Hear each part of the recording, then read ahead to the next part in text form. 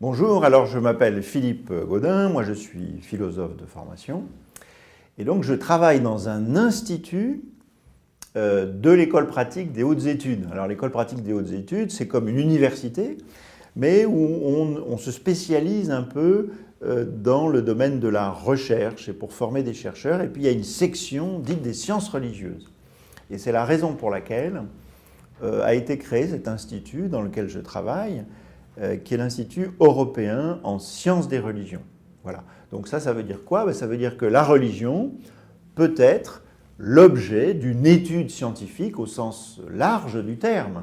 C'est-à-dire qu'il y a des historiens, des anthropologues, des sociologues, des philosophes, et qui essayent de comprendre la diversité, la profondeur, l'épaisseur du phénomène religieux. Et donc voilà, l'Institut dans lequel je travaille a pour mission, je dirais, de valoriser la recherche qui est très intense dans ce domaine-là, et puis aussi de faire des formations, pas simplement sur les religions, mais aussi sur la laïcité, qui est, je dirais, un socle à la fois juridique, philosophique et politique, qui est celui de notre République. Voilà, donc moi, ma spécialité, c'est laïcité et faits religieux.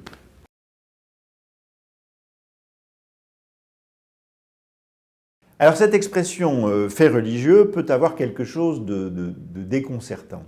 Alors c'est vrai que pour nous, c'est certainement une erreur, mais pour nous, la religion, ça renvoie très facilement à la question de savoir si Dieu existe ou pas. Alors, on ne va pas engager un grand débat interminable sur cette question-là, mais s'il est certain qu'il est difficile de se décider rationnellement sur la question de savoir si Dieu existe ou pas, il est par contre très certain qu'il y a des gens qui croient en Dieu, ou en tous les cas il y a des gens qui pratiquent des religions, même si elles ne sont pas centrées sur l'idée de Dieu, et ça c'est un fait objectif. Donc le mot fait, on pourrait l'opposer tout simplement à fiction, c'est-à-dire quelque chose d'imaginaire qui n'existe pas. Prenons un exemple très simple. On est en France, prenons une cathédrale. Voilà, on se balade à Paris, voilà, très bien, et on tombe sur Notre-Dame de Paris. Eh bien, ça, c'est un fait. Cette église, cette cathédrale, elle existe. Alors, elle existe parce que c'est un objet matériel. Donc, c'est de la pierre. Alors, après tout, si je suis géologue, je vais faire une étude et puis je vais mettre un peu d'acide, il va apparaître que cette pierre est plutôt calcaire. Voilà, ça, c'est purement matériel. Et puis, en même temps, je me dis, mais bon, cette pierre, elle a une certaine forme. Donc, les pierres ont été assemblées pour constituer une architecture. Donc, ça, c'est un fait artistique, mais c'est aussi un fait historique. Ça veut dire que au Moyen-Âge, les Parisiens ont décidé d'édifier un vaste lieu pour le culte. Donc c'est une décision artistique. Il a fallu des architectes, il a fallu des bâtisseurs, il a fallu une décision à la fois politique et une décision religieuse. Il a fallu des moyens économiques. Donc vous voyez, on est en plein dans les réalités. Une réalité religieuse, certes, mais une réalité économique, une réalité politique, une réalité technique. Et une fois que j'ai compris cela, je peux aussi me demander, mais quel est le sens de cette forme? Je vais rentrer dans cette cathédrale, je vais voir que peut-être que le bâtiment a une forme de croix, c'est certainement en rapport évidemment avec le christianisme. Je vais contempler les vitraux, par exemple. Et petit à petit, je vais rentrer de plus en plus dans le monde symbolique ou dans le monde spirituel.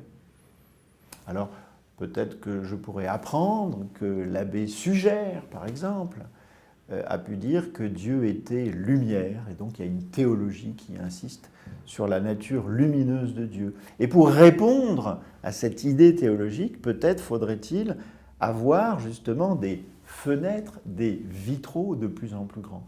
Et donc toute l'architecture gothique va devoir résoudre cette question. Comment faire pour que le bâtiment tienne et puisse accueillir la lumière? Donc vous voyez, on part des choses les plus matérielles pour aller vers les choses les plus symboliques et les plus spirituelles. Alors, l'expression fait religieux, elle est elle-même située dans l'histoire. En fait, elle apparaît au moment, au XIXe siècle, où précisément on commence à considérer que la religion peut être un objet de science. Alors, qu'est-ce que ça veut dire un objet de science? Ça veut dire que pour être scientifique, il faut savoir de quoi on parle. On ne parle pas en général et d'une manière brumeuse, si j'ose dire, mais il n'y a pas de science sans la constitution d'un objet de science. C'est la raison pour laquelle Durkheim, qu'on peut considérer comme le père fondateur de la sociologie française, a écrit un petit livre très important, Qu'est-ce qu'un fait social?, où il essaye précisément de constituer d'une manière épistémologique, comme disent les spécialistes, du point de vue donc de la connaissance, de constituer le fait social comme précisément pouvant être étudié comme on étudierait quelque chose de naturel. Alors, je ne sais pas, si vous étudiez le suicide, vous allez faire des statistiques, vous allez croiser des facteurs, l'âge, ceci, cela, le moment dans l'année, etc. Que sais-je, puisque ça a été une étude menée par Durkheim. Donc, l'expression fait religieux vient de la sociologie, et elle vient du moment où on essaye de constituer la religion, les religions, comme l'objet d'une approche scientifique. Alors, pour ce qui nous concerne, cette expression a connu une certaine notoriété à la suite du rapport de Régis Debray, qui s'intitulait L'enseignement du fait religieux à l'école laïque, rapport rendu au ministre de l'Éducation nationale de l'époque, Jack Lang, en 2001, mars 2001 plus précisément. Alors, pourquoi cette expression? Je dirais qu'il ne faut pas, si j'ose dire, en faire une montagne. Cette expression a aussi une dimension à la fois pédagogique et même diplomatique. Pourquoi? Tout simplement parce que on a toujours peur, quand on parle de religion, de parler soit pour, soit contre, n'est-ce pas? Et donc c'est vrai que dans l'histoire, la religion a toujours été, par le passé, un objet d'adhésion ou de rejet, d'amour ou de haine. Elle l'est encore aujourd'hui. Forte chance qu'elle le soit à l'avenir. Mais si la religion peut être un objet d'amour et ou de haine, de rejet ou au contraire d'adoption, elle peut être aussi tout simplement un objet de connaissance. Et c'est ça la question. Et quand on dit enseigner le fait religieux, ça veut tout simplement dire qu'on n'est pas là pour dire du bien ou du mal de la religion, mais on est là tout simplement pour tenir compte du fait que, quelles que soient ses options philosophiques ou religieuses personnelles, eh bien, la religion, les religions existent. Mon voisin est bouddhiste, mon voisin est athée, mon voisin est musulman, mon voisin est catholique, protestant ou orthodoxe, que sais-je. Que cela me plaise ou non, c'est comme ça. Et donc, il faut connaître, et on a besoin de connaître. Et donc, l'enseignement du fait religieux, ça voulait dire simplement que cet enseignement n'était pas du tout conçu comme un catéchisme pour éveiller la foi ou pour entrer dans la doctrine d'une confession particulière. Mais il y a encore autre chose. Nous avons l'habitude, plus particulièrement à l'Institut européen en sciences des religions, mais la chose est communément admise aujourd'hui, d'employer un pluriel, enseigner les faits religieux. Pourquoi? Eh bien, cela pour répondre, je dirais, à deux difficultés ou deux risques. Le fait de vouloir trop, comme on dit parfois, essentialiser la notion de fait religieux, comme si le fait religieux était une réalité univoque partout, ou laisserait entendre, par exemple, que l'homme ne peut pas être autrement que religieux. Mais il y a aussi une autre difficulté, c'est qu'il faut éviter le réductionnisme. Autrement dit, il ne faut pas simplement étudier la religion via tout ce qui n'est pas religieux, même si c'est très intéressant d'étudier la religion d'un point de vue économique, ou étudier la religion du point de vue de l'histoire sociale, etc., etc.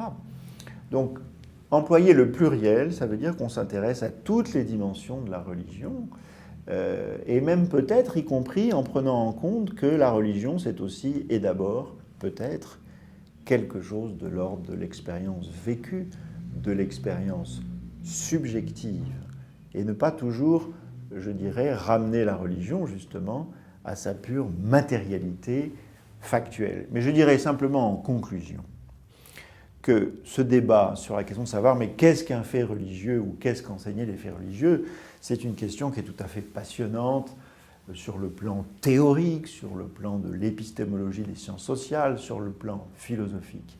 Mais très sincèrement, l'essentiel, c'est surtout de se mettre au travail. C'est-à-dire que dès qu'on commence à travailler l'enseignement des faits religieux, soit que l'on s'intéresse à l'histoire de l'art, soit qu'on s'intéresse à l'incidence des religions sur la vie politique américaine ou sur la vie politique en France ou en Allemagne, que sais-je encore, dès l'instant qu'on commence à s'intéresser à l'histoire des religions, à toutes les manifestations du religieux, dès qu'on se met au travail, eh ben, on ne s'intéresse plus à la question de savoir mais qu'est-ce qu'un fait religieux, parce qu'on est dedans et qu'on s'est mis au travail. Et d'une manière, encore une fois, indépendante de ses propres convictions, mais en n'ayant que comme seul idéal, tout simplement celui de la recherche de la vérité et de la transmission de la connaissance.